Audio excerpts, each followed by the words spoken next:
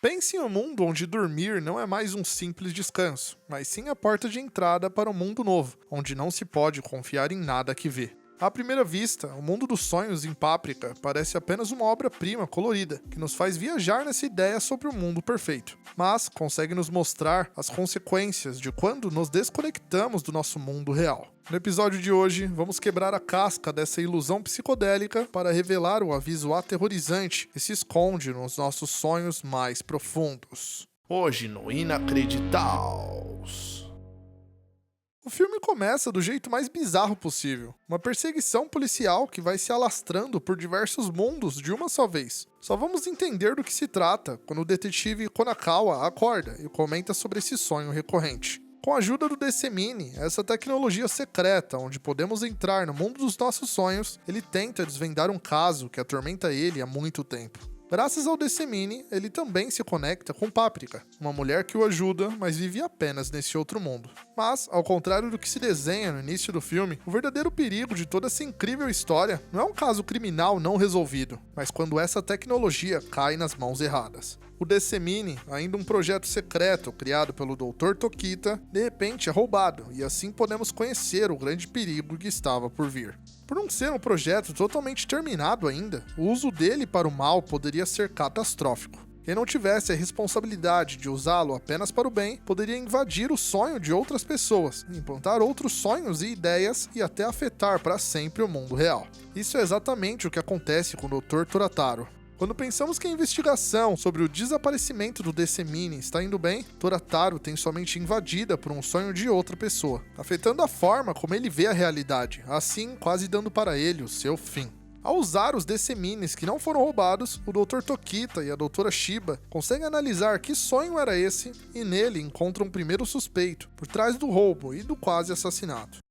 Atsuko Shiba é talvez a peça mais fundamental e complexa desse filme. Ela é uma cientista brilhante, séria, fria e extremamente controlada. Atsuko esconde toda a sua vulnerabilidade sobre uma armadura de profissionalismo muito rígido. Mas, para quem não pega de primeiras dicas do filme, ela omite algo muito importante. Ela também é a própria Páprica, mulher do mundo dos sonhos. Nesse mundo, ela acaba sendo seu verdadeiro oposto. Alegre, livre, mágica e sem limites biológicos ou sociais. Atsuko reprime os seus desejos, os seus medos e o seu amor, porque acredita que as emoções a tornam fraca. Ela projeta tudo o que quer ser na Páprica, mantendo a sua versão dos sonhos trancada em um compartimento isolado. Porém, enquanto Atsuko sofre com a divisão de sua identidade, o detetive Konakawa vive preso em um labirinto mental. Ele é o clássico homem durão da lei, mas que está sofrendo psicologicamente por um pesadelo repetitivo que ele não consegue decifrar. Os seus sonhos sempre se passam em formato de gêneros de cinema. Uma hora ele é o Tarzan saltando em cipós, outra ele é o protagonista de um filme de suspense no ar, e de repente está em um filme de ação, correndo atrás de um assassino que tem o seu próprio rosto.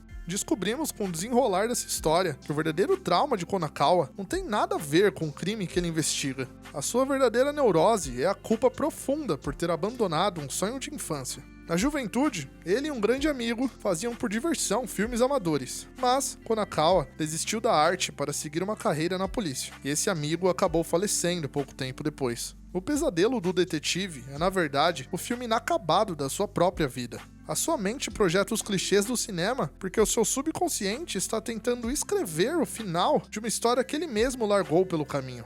Quando ele finalmente tem a coragem de enfrentar o assassino no sonho que tanto persegue, aceitando o luto, perdoando a si mesmo e reconhecendo que ele ainda ama a arte, a ilusão perde a força e ele se cura na vida real.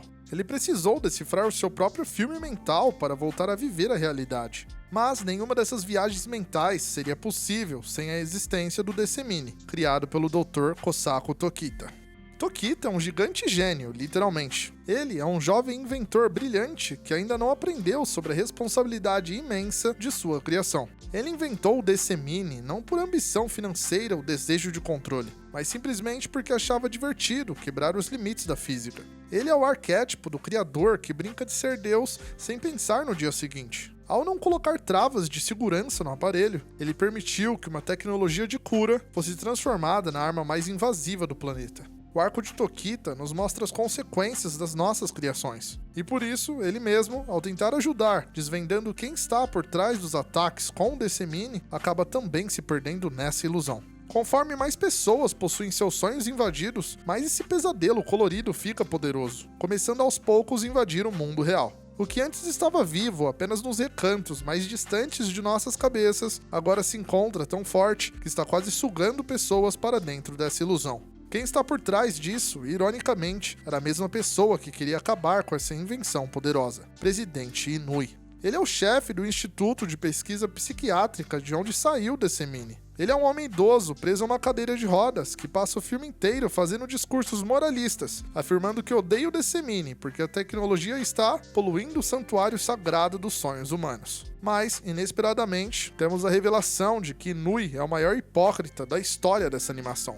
Ele não odeia a máquina por princípios espirituais, como ele tanto diz. Ele odeia mesmo o fato de que a realidade impõe limites ao seu corpo físico. Inui usa o Decemini para se fundir com o subconsciente do assistente Ozanai, outro traidor do projeto. Juntos, eles foram os verdadeiros responsáveis por criar esse pesadelo que invade os sonhos dos outros. Eles usam essa ilusão destruidora que continua a crescer para afetar o máximo de pessoas possível, ganhando cada vez mais força, podendo controlar quem quisesse e comandar o mundo. Inui representa aquele tipo de tirano perigoso que usa seu poder para desarmar os outros, enquanto esconde uma fonte diabólica por poder absoluto. Ele quer trancar a humanidade em um sonho perpétuo sob o seu comando, apenas porque ele não suporta sua própria fragilidade na vida real. Quando todos descobrem quem são os verdadeiros culpados, quase é tarde demais. O mundo já está sendo tomado pelo pesadelo, que caminha para substituir a própria realidade. Porém, graças à união dessas realidades, Doutora Shiba e Paprika se encontram pessoalmente. O que antes era apenas a sua personalidade onírica, ou seja, existente apenas nos sonhos, agora em pessoa, funde suas forças com a inteligência de Shiba, assim conquistando o que precisavam para não dar a vitória para Inui. No fim, a fusão de Paprika e Shiba criou uma ilusão tão poderosa quanto Inui, engolindo o pesadelo de sombras e devolvendo a normalidade para as ruas de Tóquio. O sonho de ter o Decemini em qualquer lugar pode ter sido adiado, mas pelo menos ainda continuava secreto, e agora longe das mãos erradas. Na última cena, vemos a redenção do detetive Konakawa. Ele volta a ver filmes, coisa que tanto odiava depois de seu trauma. Vemos que ele finalmente fez as pazes com seu passado e pode ser feliz novamente, assim como todos os outros habitantes da cidade. Paprika nos deixa uma lição urgente muito atual. Fugir para os nossos mundos particulares, sejam eles as redes sociais, os mundos virtuais ou as ilusões de uma vida perfeita sem conflitos, é tentador quando a realidade se torna pesada demais para carregar. Mas Paprika nos avisa que os sonhos e a realidade precisam coexistir em um eterno equilíbrio. O sonho serve para nos dar inspiração, arte e esperança, mas é na terra firme, com os pés na calçada, que a gente constrói a nossa verdadeira história. Se você passar a vida inteira tentando habitar apenas a sua fantasia, quando acordar vai ser doloroso, porque a beleza da vida não está na perfeição colorida do subconsciente, mas na nossa coragem de abrir os olhos todas as manhãs e enfrentar o mundo exatamente como ele é. Muito obrigado se assistiu até aqui, e já que ficou, confere se deixou o like e se inscreveu para ajudar o canal a continuar crescendo. Assim, sempre vou poder trazer conteúdos melhores por aqui. Também, comenta aí embaixo o desenho que você gostaria de ver no canal. Quem sabe eu não comente seu desenho favorito. Nos vemos no próximo vídeo, beleza? Tchau!